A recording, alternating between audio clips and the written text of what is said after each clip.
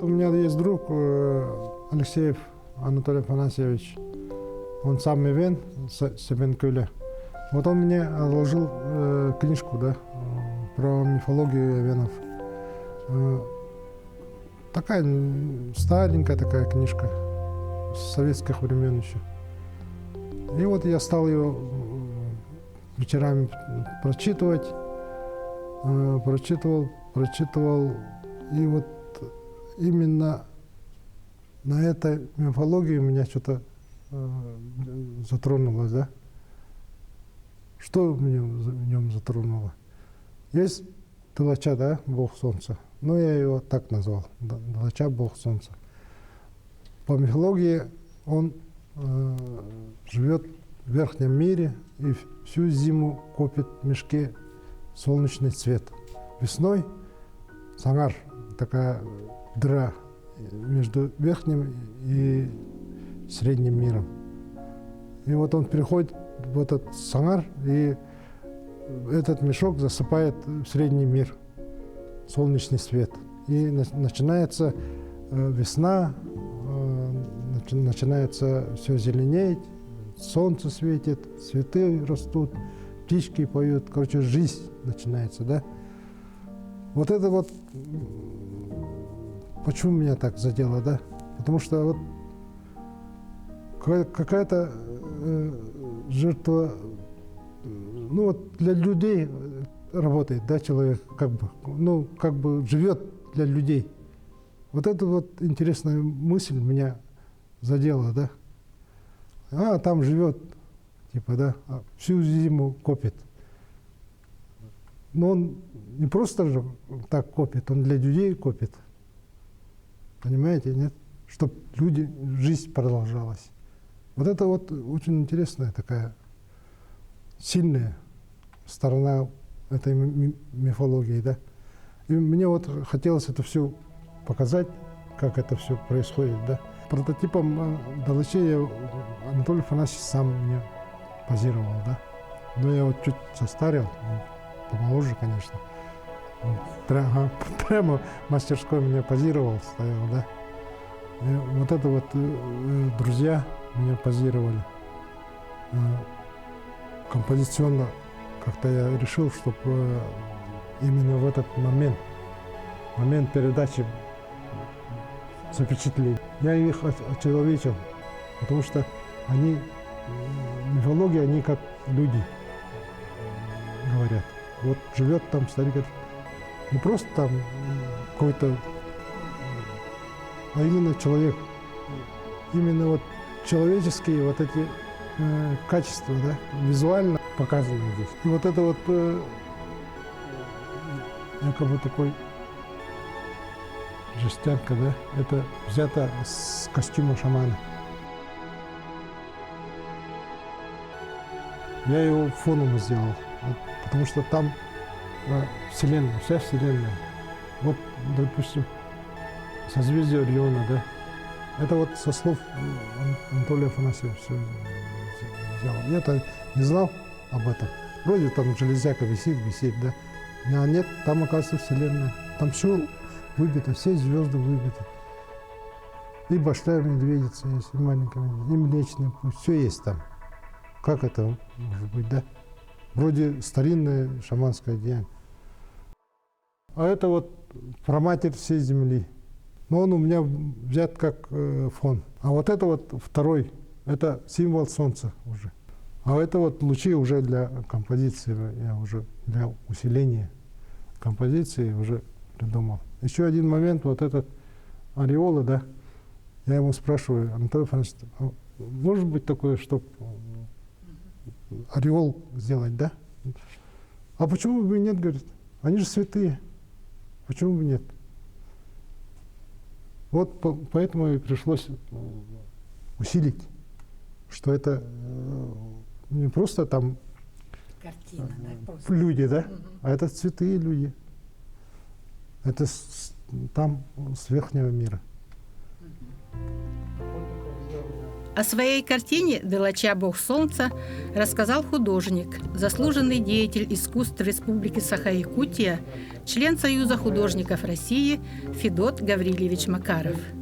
А как же начался путь известного художника в мир прекрасного? Родился он в Якутске, в обычной семье тружеников, которые были далеки от искусства. Но с самого детства мальчик не расставался с бумагой, карандашом, кистью, красками. Любил рисовать и лепить разные фигурки. В школе был постоянным членом редколлегии.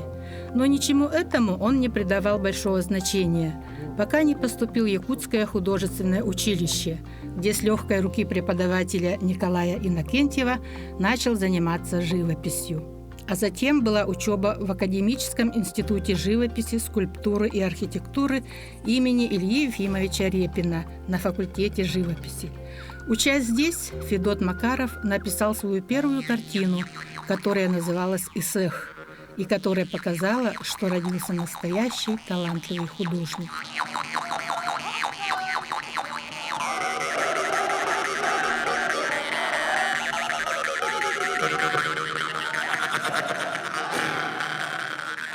Много воды утекло с тех пор, и сейчас мы беседуем с признанным мастером прямо на его выставке.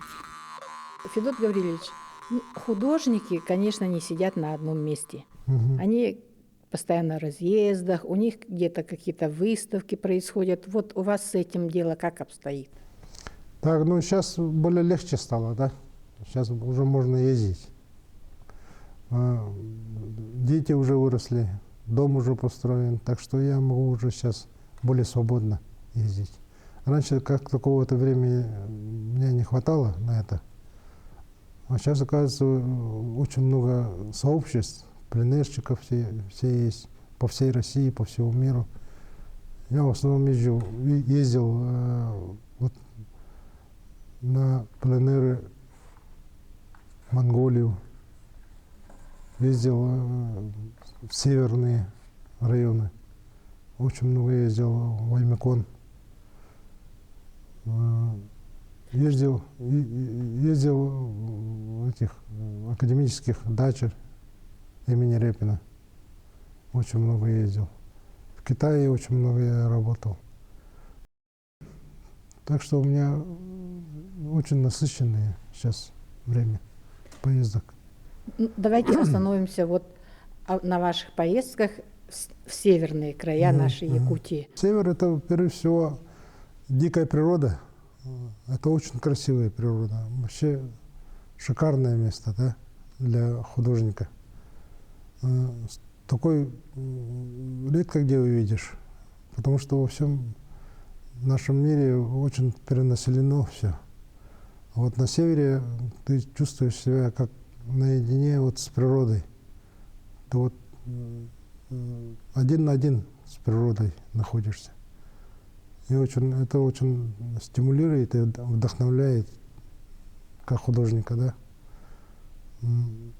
И, конечно же, люди. Это очень много имеет значения, потому что северные люди — это, как бы я сказал, очень конкретные люди. Если ты проявишь себя как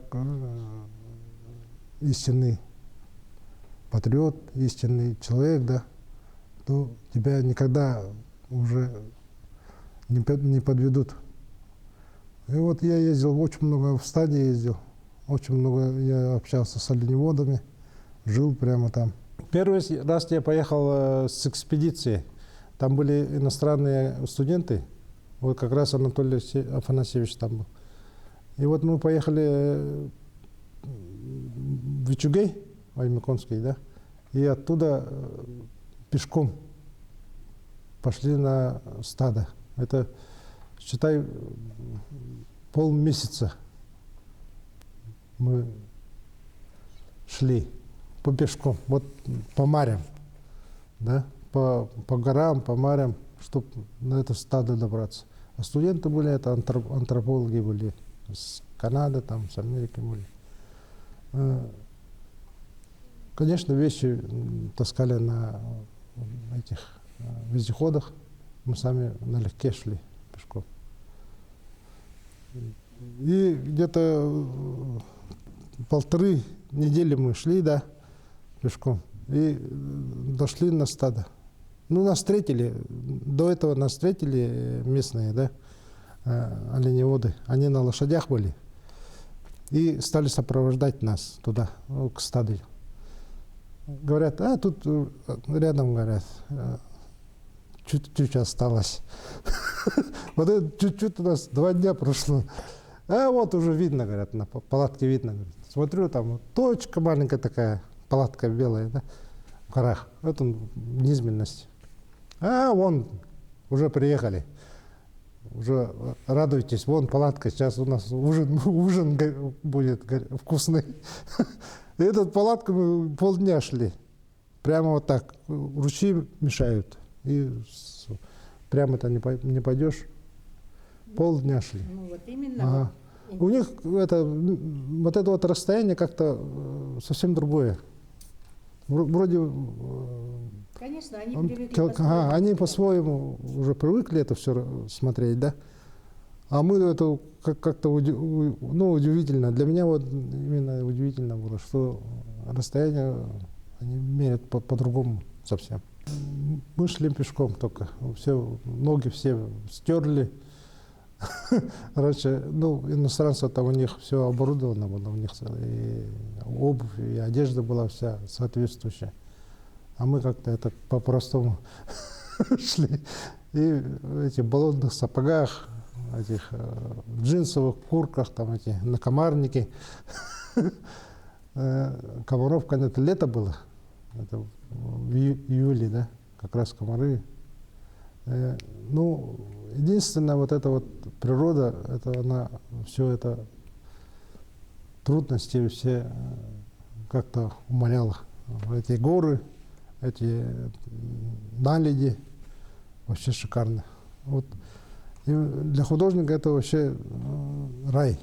Это как бы готовая мастерская. Вот приди и пиши с любого места, с любого ракурса. И в таких красотах вот как плохие люди будут жить? Какие плохие? Они все это каждый день видят. Они в этом мире живут. Это все отражается в их характере. Прямо вот приезжаешь, они радуются, все, готовят свежую оленину, даже вот сразу забили. И прямо там в палатках ночевали. Как раз дождь пошел, их холод такой сразу. Это в июне вообще примерзли. Там в бушлате ходили. В бушлате ходили утром. И утром сразу такое солнце яркое, да, как с палаткой вышел. Смотрю, вообще совсем другой мир. Гора такая стоит, чистая-чистая, без облака, без ничего. Все очистилось. И как раз к обеду после обеда стали все выходить и сели. Прямо вот возле палатки сели, и там кто курит, кто отдыхает, да. И олени подошли. С гор они подходят, это стадо. Очень много оленей было. Так сидят, смотрят на оленей. У меня картина по этому поводу есть, да.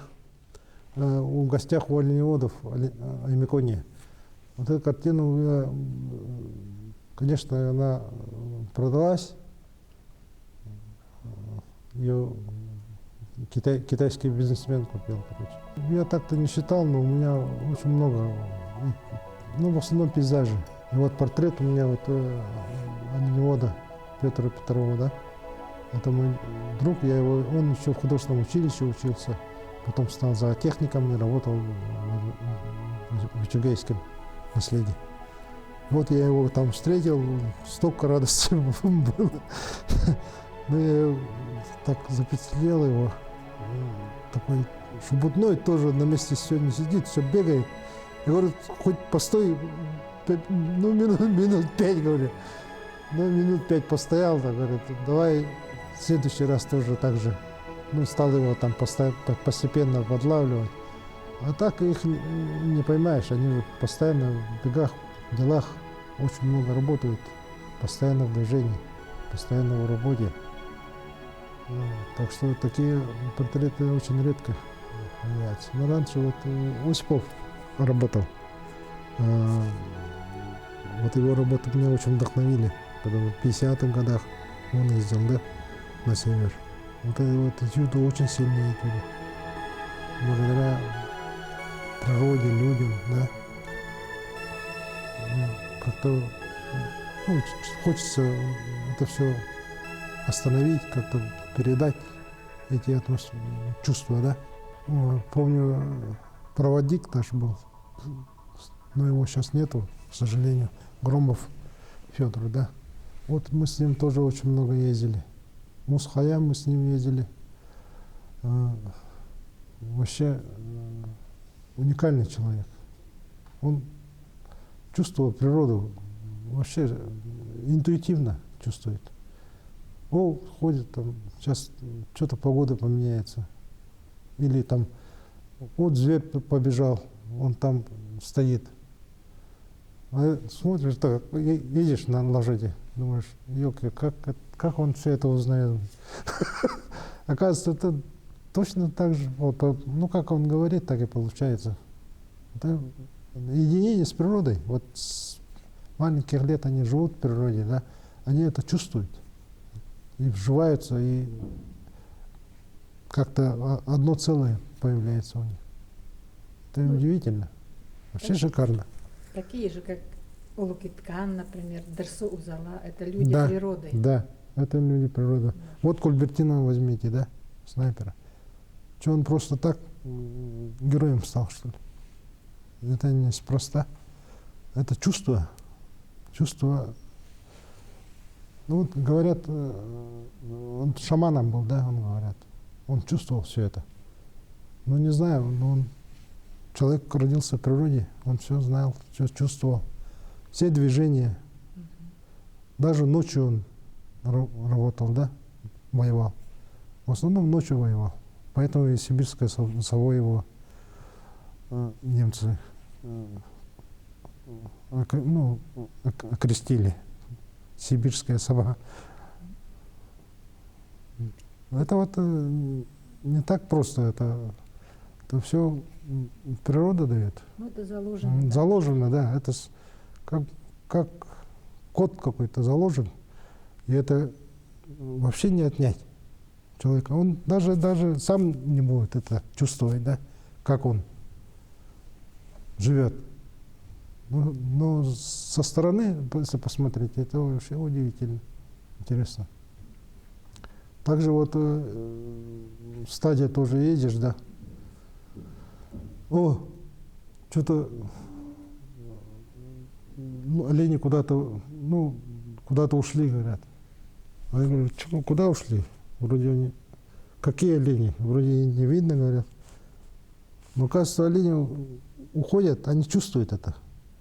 Если они за гору ушли, надо их очень долго, целый день их обратно надо. Ну, искать и возвращать. Искать, возвращать надо, да.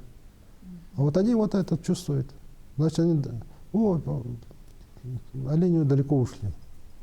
Ну, как они узнали это? Как они это чувствуют? Не знаю. Удивительно. Связь. Связь, ага. Вот эта связь, вот, я не знаю, как это передается. Или вон там горный баран стоит. Он стоит. Смотришь, нету ничего. На вот, бери бинокль, смотри, говорит. Биноклем смотришь, нету, говорю, ничего. Да ты хорошенько посмотри. Смотришь там. Кое-как находишь биноклем. А он без бинокля, без ничего. Все это разглядел. Все это чувствует. Наверное, чувствует, скорее всего. Потому что там такой глаз надо иметь, чтобы за километр его увидеть. Ну, таких моментов очень много. Вообще каждый шаг, каждый вот случай, да, все равно удостоверяешься вот этой вот связи с природой. Вообще удивительно. И ходят они тоже в простых сапогах, вот, по горам ладят. Так у них все снаряжение простое еще. Очень простое и очень практичное. Даже вот один момент я расскажу, да.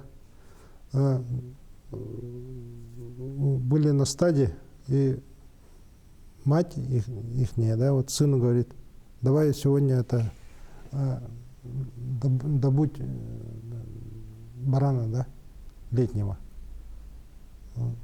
Для кенчи надо. Кажется, летние на кенче идут эти шкуры, да, ну, камусы. И вот мы с ним пошли туда, в горы. Кое-как добыли одного барана, и 2 часа его спускали вниз. Пока спускали, уже темно стало, вообще темно. Ничего не видно. Вот так стоит человек рядом, и ты его не видишь. Такая темнота, да? Осенью это было, поздней.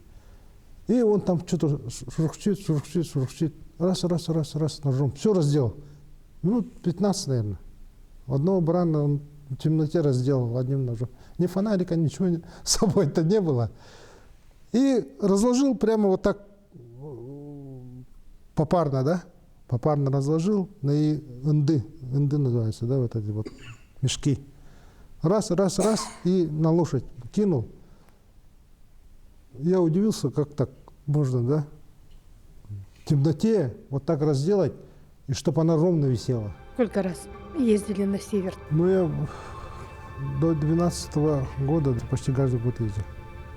В основном Аймекон. Потому что Аймекон — это горы, это речки, ручьи, это ландшафт. Для художника очень красивые места. Водопады, наледи там 4-метровые. Вообще красивое, уникальное место. Да никакой Швейцарии не надо. Вот Мусхая поехать, да, дойти до Мусхаи, это уже будет успех большой. Потому что там не каждый доходит. Это с границы с Хабаровским краем. Это вторая вершина после пика Победы. Вторая вершина в Дальнем Востоке. Вот там постоянно эти альпинисты ездят. А давайте теперь с северных краев вернемся в пустыню почти, в степи монгольские. Как вы туда попали? Почему именно Монголия? Так, ну вот как раз я вот возвращался с Аймекона, да, мы ездили туда в 2019 году с Владимиром Сергеевичем Лестровым, это художник с Приморья. Мы вот с ним, я его сопровождал на машине. Он нам приехал на машине, прямо на Исехе сделал выставку. Ну, я с ним дружу, я знаком с ним еще с Китая. Так что вот мы с ним поехали, и вот на обратном пути мне позвонил Амдаев Василий, да, Николаевич, в то время председателем. Говорит, давай, есть такая возможность поехать в Монголию. Соглашаешься или нет? Я говорю, я вот только еду с пленэра, а мне надо уже в Монголию ехать. Я говорю, ну ладно, хорошо, я подумаю. Приехали сюда, я думаю, такая возможность надо, использовать надо. Да, я говорю, давай я поеду, согласен. Говорит. И мы четвером, это Корякин Кенти, и Петров Григорьевич, и вот Амадаев, четвером поехали туда, в Монголию. Ну, в Монголию первое впечатление, это, конечно, такая даль, такие пространства, такой воздух. Вообще дали шикарные. Ну, простор, да? Простор, да. Свобода. И чабаны такие. У них все в национальных одеждах ходят. Даже вот в маленьких стойбищах приходишь, они все в национальных одеждах ходят. В халатах этих длинных. А на турбазе там поработали. Там показали весь быт, всю культуру монгольскую, как она испокон веков создавалась. Но очень интересно было. Там мы работали, прямо вот живя в турбазе. Вот. Портрет там, вот этот вот портрет девушки вот там написан. Прямо пленерный. Ну, если такая задача есть пленерная, сделать портрет на воздухе, да. Буквально вот в прошлом году я ездил в Гоби с московскими художниками.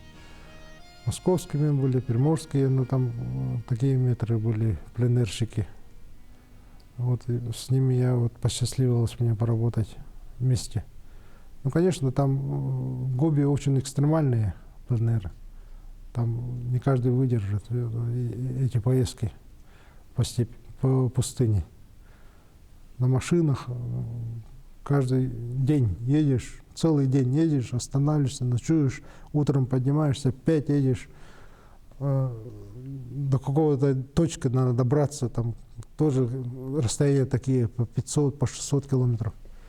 Дорог нету, там эти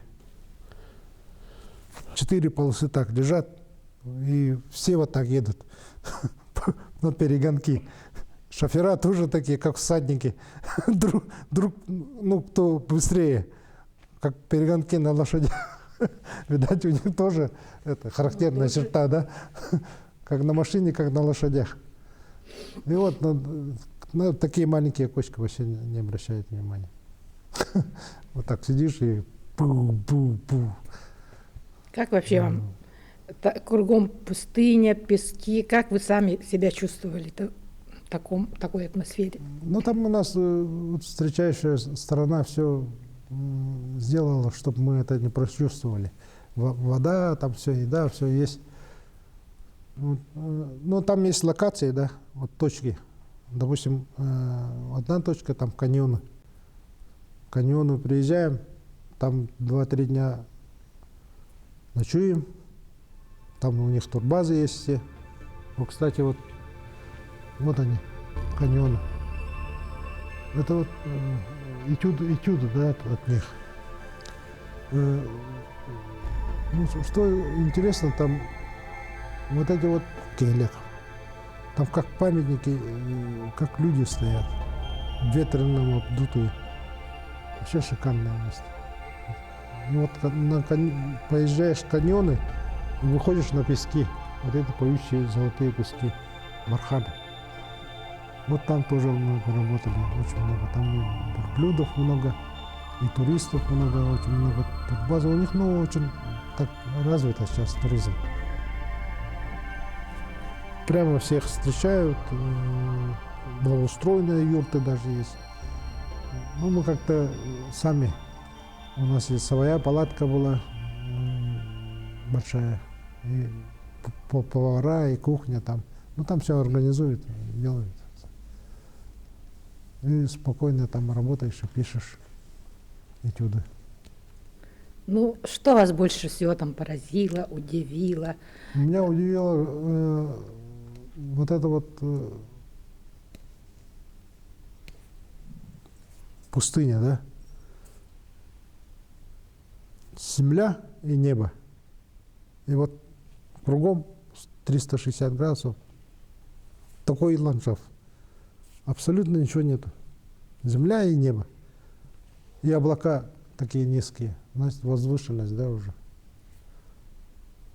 И в этом тоже что-то есть. Какая-то, ну, я бы не сказал, там какая-то, ну, космическое что-то есть, да? Космос какой-то есть.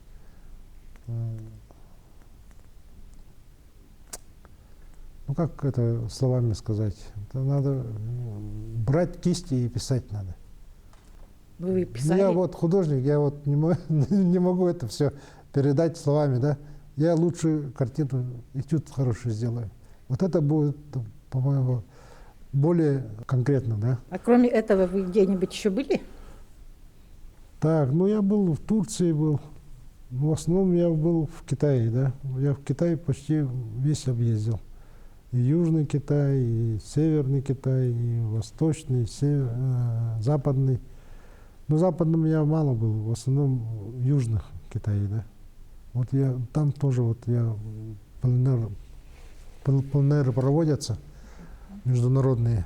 Вот нас приглашают, и мы работаем тоже. Ну, как у них, наверное, какие-то гранты тоже, проекты какие-то делают. И в этих проектах вот приглашается всего мира художников. Вот мне посчастливилось это, в таких проектов как-то попасть, да? С какими По художниками вы там работали? приглашение. Ну, есть художники,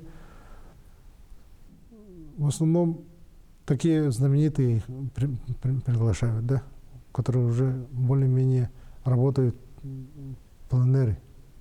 Пленэрщик — это совсем другая каста, это совсем другие отношения, как совсем другие восприятия мира. Это, как сказать, не такие не забитые в мастерской одной, да, пространстве. А это вольные люди, совсем другие отношения, совсем другой взгляд на мир. Вот с ними работать одно удовольствие. Вообще легко работается.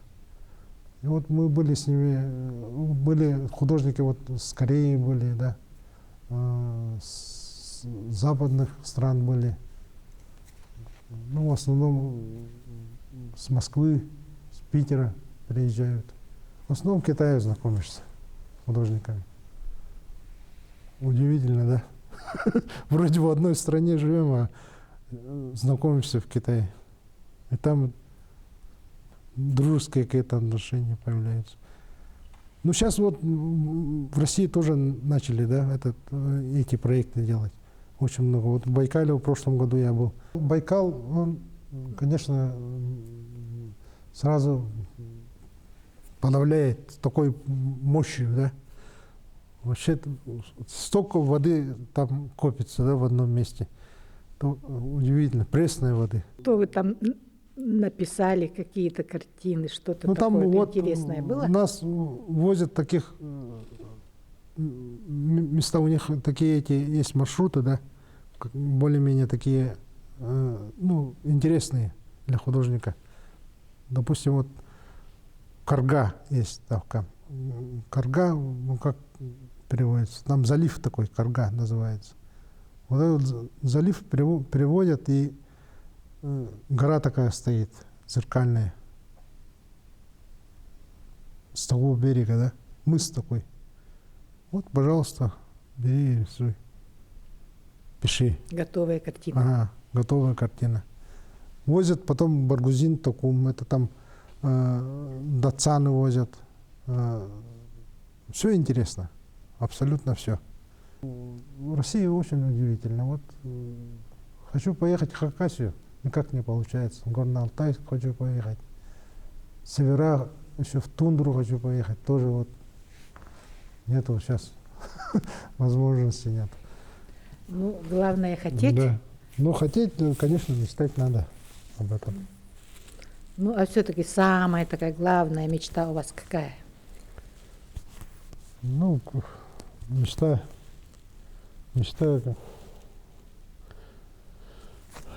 этюды, вот эти вот эскизы доделать свои, да, которые у меня копятся с годами. Вот эти вот хотя бы половину эскиза бы осуществить в жизнь, да, тоже нормально было бы. Там готовые вот картины можно сделать. Но для этого время надо. Как говорится, сейчас очень сложно. Сейчас мир-то очень такой быстротечный. Все на клипах. Все на интернете. Так что сейчас очень сложно это. У меня же такой подход к живописи, да, это, как бы я сказал, начало века еще. В начале века так занимались, да, сильно, обширно.